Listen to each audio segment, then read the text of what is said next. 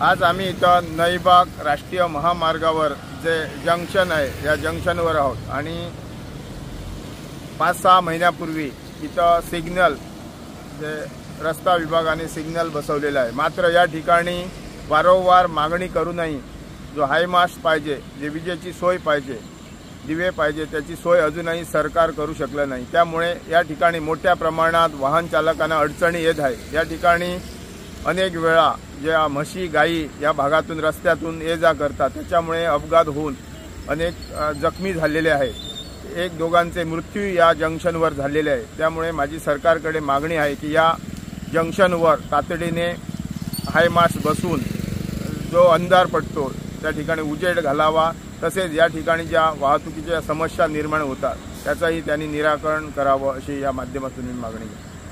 नमस्कार, आम्ही आसात सध्या नईबाग जे सिग्नल आसा, जंक्शन आसा, त्या जंक्शनाकडे आसात आणि ह्या जंक्शनाकडे फाटल्या कितल्याशाच म्हयन्या सावन हांगासर वारंवार ॲक्सिडंट जाता, हातून मनीसय दगावतात। केन्ना केन्ना जी बेवारशी गोरवां असतात, म्हशी असतात, ती चलान वयतात, त्यामुळे वाहन चालकांक ती दिश्टी पडना।